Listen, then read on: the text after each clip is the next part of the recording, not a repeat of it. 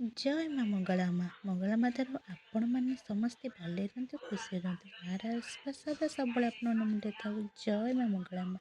ଆଜି ଯେହେତୁ ଗୁରୁବାର ମୋର ଠାକୁର ପୂଜା ସରିଲାଣି, ଆଉ ମାଆଙ୍କଠୁ ବି ଆଜି ବ୍ଲଗ୍ଟା ଆରମ୍ଭ ହେଉଛି। ଜୟ ମା ମଙ୍ଗଳା ମା।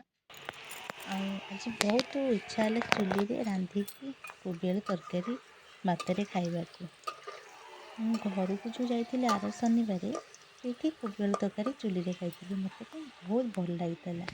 ମୋତେ ଚୁଲି ରୋଷେଇ ବହୁତ ପସନ୍ଦ ଆସେ।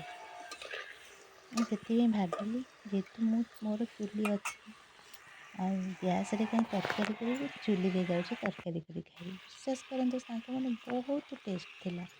ଯେହେତୁ ଆମେ ଓଡ଼ିଆଙ୍କର ପ୍ରିୟ ହେଉଛି ପଖାଳ। ପଖାଳ ସାଙ୍ଗେ ଟିକେ ଆଳୁ ଦଳାଦଳି ହେଇଗଲେ କ'ଣ ପୁରା ପଖାଳଟା ପୁରା ଆହୁରି ବଢ଼ିଆ ଲାଗିବ। ଆମକୁ ଯେମିତି ପୁରା ଆନନ୍ଦ ଲାଗିବ।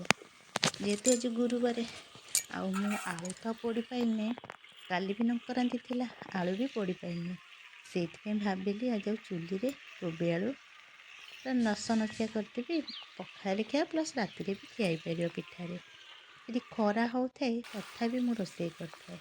ଏହାতে ମୋତେ ଟିକେ ସବୁଦିନ ଜାଳର ସୁବିଧା ଏଠି ନାହିଁ ନା, ସେଥିପାଇଁ କି ମୁଁ ମାନେ କ୍ୱଚିତ୍ କାଁ ଭାଁ କରୁଛି। କିନ୍ତୁ ଆଜି ବହୁତ ଇଚ୍ଛା ହେଲା, ମାନେ ଆଜି ଚୁଲିରେ କରିବି ଖାଇବି। ସତ କହିଲେ ସାଙ୍ଗମାନେ, ଆପଣମାନଙ୍କୁ କ'ଣ ଚୁଲିରେ ରୋଷେଇ ଖାଇବାକୁ ଭଲ ଲାଗେନି? ଚୁଲି ରୋଷେଇ ଗ୍ୟାସ୍ ରୋଷେଇ ଭିତରେ ତଫାତ ନାହିଁ। କାହିଁକିନା ଯେହେତୁ ମୁଁ ଗୋଟେ ଗାଁରୁ ବଢ଼ି ଆସିଛି, ମୋର ଗାଁର ପାଣି ପବନ ପାଇଛି ମୁଁ। କାହିଁକିନା ଗାଁର ମୋତେ ଯେଉଁ ଆନନ୍ଦ ସେଠି ଆଉ କେଉଁଠି ନାହିଁ। ଖାଲି ପରିସ୍ଥିତି ସମୟକୁ ନେଇକି ସମସ୍ତେ ବାହାରେ ରୁହନ୍ତି, ନହେଲେ ପ୍ରାୟ ଲୋକ ଦେଖିବ ଗାଁକୁ ବେଶୀ ପସନ୍ଦ କରନ୍ତି।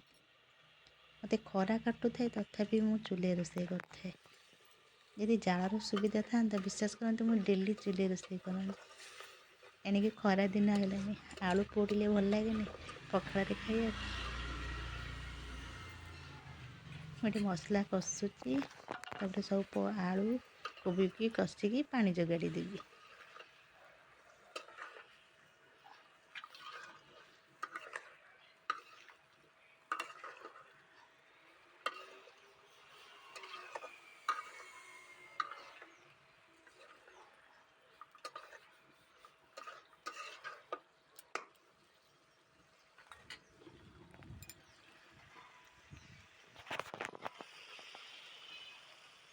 ତିଆରି ହେଇଗଲା କୋବି ଆଳୁ ତରକାରୀ। ଦେଖନ୍ତୁ ବାସ୍ନା ପୁରା ମସ୍ତ ହେଉଛି। ମୋ କୋବି କିନ୍ତୁ ସବୁ ଫିଟିଗଲା।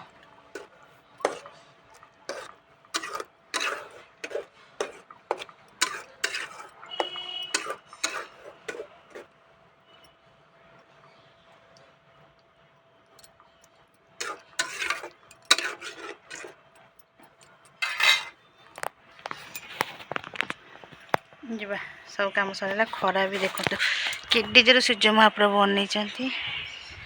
ମୋର ଇଏ ହେଇଗଲା, ଯାଉଛି ସବୁ ଧୀରେ ଧୀରେ ସବୁ ଥୋଇକି ଆସେ, ତାପରେ ମାନେ ଆସନ୍ତୁ ଖାଇବେ। ପଖାଳ, ଦହି ପଖାଳ, ଏଠି କାକୁଡ଼ି ସାଲଡ଼, ଇଏ ଧନିଆ ଚଟଣି, ଦହି ବାଇଗଣ, ଇଏ ଫିସ୍ ମାଲ୍, କୋବି ଆଳୁ କଷା ଚୁଲିରେ ହେଇଛି। ଚାଖ, ପତିଦେବ ଖାଇବେ, କେମିତି ହେଇଛି କହିବେ।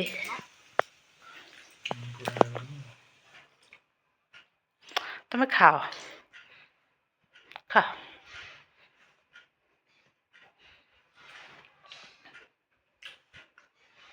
ହଉ, ପତିଦେବ ତ ଖାଇଲେ, ଆପଣମାନେ ଦେଖିଲେ, ମୁଁ ବି ଯାଉଛି ଖାଇବି। ସାଙ୍ଗମାନେ ଖାଇବା ପିଇବା ସରିଗଲା। ଖାଇବାଟା ବହୁତ ଭଲ ହେଇଥିଲା। ଯେହେତୁ ଖାଲି ସନ୍ତୋଷୀ ମାଙ୍କ ଓଷା, ସେଇଥିପାଇଁ ମୁଁ ପଖାଳ କରିଦେଇଥିଲି। ପଖାଳକୁ ଏଇ ତ ଖରାଦିନ ଆଇଲେ ମାନେ ଦହି ପଖାଳ ଭଲ ଲାଗିବ। ଦହି ପଖାଳକୁ ଆଉ ନଗେଇଖିଆ କ'ଣ ସେଇଟା ଆପଣମାନେ ତ ଜାଣିଥିବେ, ମୁଁ ଦେଖେଇଛି। ଆଜିର ବ୍ଲଗ୍ଟା ମୁଁ ଏଇଠି ଏଣ୍ଡ କରୁଛି। ପୁଣି ଦେଖା ହେବ କାଲି ଏକ ସୁନ୍ଦର ବ୍ଲଗ୍। କାଲି ଯେହେତୁ ସନ୍ତୋଷୀ ମାଙ୍କ ଓଷା କହୁ 15 ପାଳି, କେତେ ଜଲ୍ଦି 4 ମାସ ହେଇଯିବ। ଖାଲି ମୋତେ ଟିକେ ଡର ଅଛି, ଯେହେତୁ ଆମ ବଡ଼ ମା ଯିଏ ମୋ ଶାଶୁଙ୍କ ବଡ଼ ଶାଶୁ, ସିଏ ଟିକେ କ'ଣ ସିରିୟସ୍ ଅଛନ୍ତି, ଟିକେ ଭଲ ଲାଗୁନି। ଠାକୁରଙ୍କୁ ଡାକୁଛି କିଛି ନ ହଉ, ସନ୍ତୋଷୀ ମାଙ୍କ ଓଷା ମୋର ସରିଯାଉ, ତାପରେ ଯାହା ହେଉଛି ହଉ। ଆଶା କରୁଛି ଆପଣମାନେ ମୋ ଭିଡ଼ିଓ ଦେଖୁଛନ୍ତି, ଭଲ ପାଇବା ବି ଦେଉଛନ୍ତି। ସେମିତି ଆପଣ ଭଲ ପାଇବା ମୋ ମୁଣ୍ଡରେ ଥାଉ। ଆପଣ ସମସ୍ତଙ୍କୁ ମୋ ଦିଲ୍ ସେ ନମସ୍କାର। ରହୁଛି, ବାଏ ବାଏ। ଜୟ ମା ମଙ୍ଗଳା ମା।